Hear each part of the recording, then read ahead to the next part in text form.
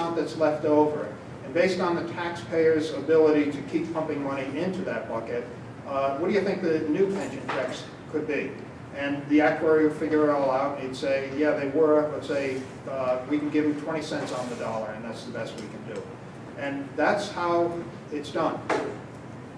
That's how the judge in the Pritchard case initially was going to handle it until he dismissed the case last August. I think a lot of recipients out there don't fully understand that concept. No, they don't. I tend to agree with you because I think especially in the state of Rhode Island, judges have been very sympathetic to municipalities, the state, not so much to the taxpayers, but if it's not affordable by the municipalities, they're not going to rule against municipalities. And I've seen that in other cases, non-pension cases. So, Except that this is federal law and it's going to be well, I different. mean, you know, it's also the District of Rhode Island, and this federal district has a different frame of mind as opposed to one that you would find in California. Yes, there's almost, in fact, the only case law that really exists on the pension system will come out of Pritchard and will be Judge Schulman's original decision to terminate the pensions, which, by the way, was appealed on a motion that he should reinstitute it because that was, they claimed that that was part of the administrative, in other words, it was deferred salary and therefore part of the administrative costs of the city of Pritchard. And in fact, he said, no, it's just a bucket of money and it has nothing whatsoever to do with any administrative actions of the city. Sure. Yes? Of course, you must have heard that most of the unions in Rhode Island claim it as a proprietary right. They seem to think if they go to court, that the court will rule differently than what you just... I agree with what you said.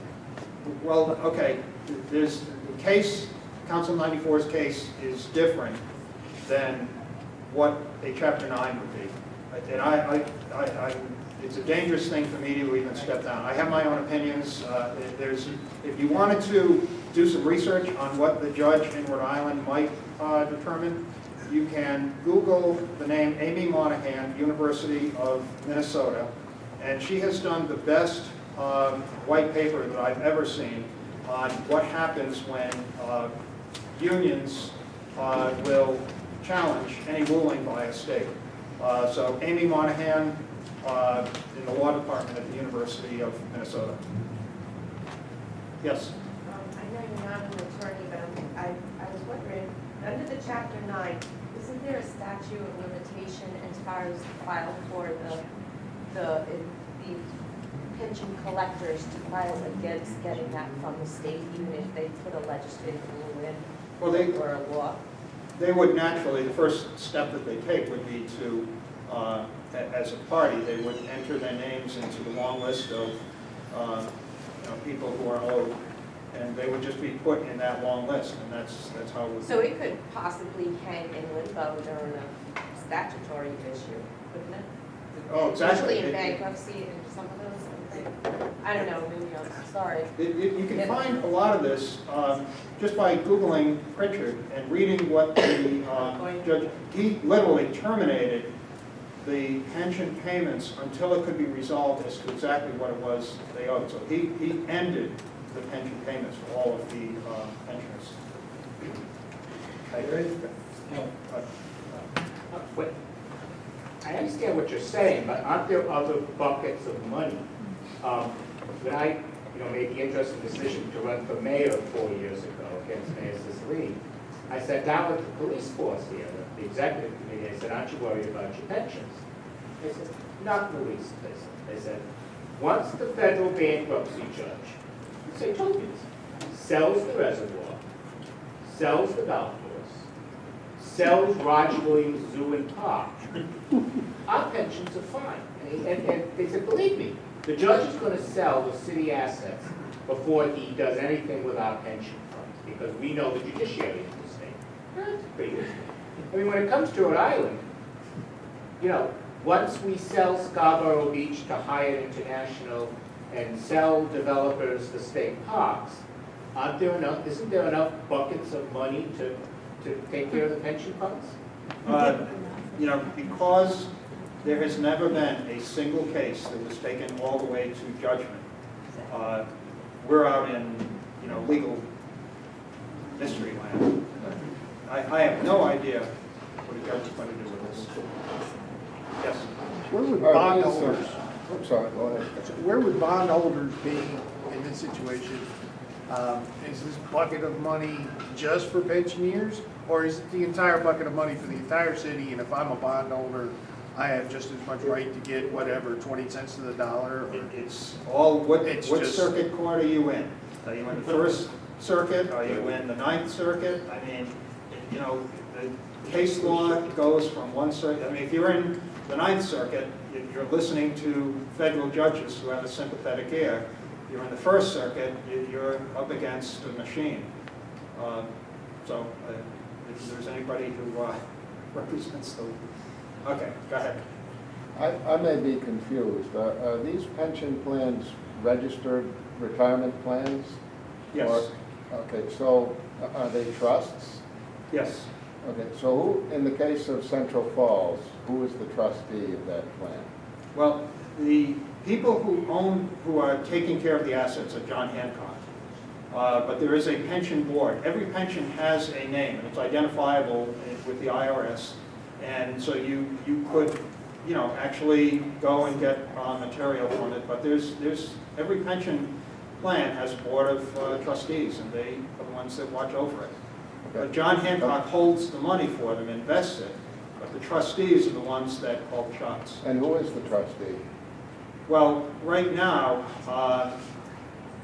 until it goes to Chapter 9, it's the same trustees that are appointed. I don't know who the trustee is. It's not the receiver, if that's what you're asking. Right, but as a trust, I'm confused by some of the things that have been asked and answered. As a trust that holds employee contributions, you know, M1 cash contributions from employees in trust for retirees, is that really vulnerable to Chapter 9 and bankruptcy? Is that really an eligible bucket of money as distinct from all the other assets, or Well, doesn't it set aside? That's money in trust for employees, paid in by employees. That's their money that's being held in trust for them. you have to look at what the trust fund actually is in the eyes of the IRS. It's a bucket of money to guarantee payments will be made. And if such payments are not made regularly, then, you know, that there's this sort of bucket of money that's there is a guarantee, but it's not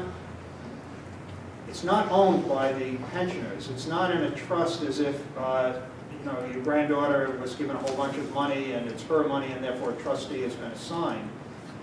The trustees are simply there to ensure that IRS rules and funding requirements and things like the Prudent Investor Act. Yeah, but I'm intrigued, and I'm sorry for all the questions. I'm intrigued as to how a trustee so mismanages the assets that they're about to be taken over and seized by a bankruptcy court without challenge along the way. Well, if you dig into fiduciary law in the state of Rhode Island, you find something called indemnification and volunteer. You gotta vote for better people. So it's nothing, That's what you I guess is, you know, that's just the way it is. Again, not legal advice, but, yeah, there's a law that they have to act as a fiduciary and not do any harm, but then if they do harm, they're indemnified because they're volunteers, so. But a fiduciary is an assertive role, not a defensive, you know, not do any harm. It's to protect and to build the assets. It's not to not do any harm. A trustee is to protect and build the assets, to garner, protect, and to build. I couldn't agree with you more, and so I'm waiting to see who files the lawsuit against past treasurer for sitting back and saying everything was okay for his entire 2 terms. But anyhow, I'll wait to see if someone does that. Yes, well, You're doing great. You reviewed the problem, and we see it clearly. Just like we see it in the paper, problem has been outlined. Now, what is the solution? Raimondo's got a whole crew of people sitting down, thinking up solutions, and we don't know what they're thinking. And so isn't the next step that we can hear from you is some of the proposals that might emerge? We'll talk about that in a minute. We'll get to that and some of the things that we, yes. Yeah. You can take any past budget, strip it down, and look at the line items for monies that were set aside for pension. Take the state budget, for instance. How much of the unfunded liability does the state own based upon payments that were never made? Well, they own 100% of all liability. No, I understand that. You know, they played the stock market and they were hoping that we would be at a zillion points by now. So, but the question is, if there were funds that were put aside in the budget, there were line items there, have they made all of those contributions? Well, they don't have to. Okay, well, it's, all right, that's fine. Can you explain that part? They're Yeah, you discretionary. can, They're discretionary. okay. Let me give you another little anecdote story.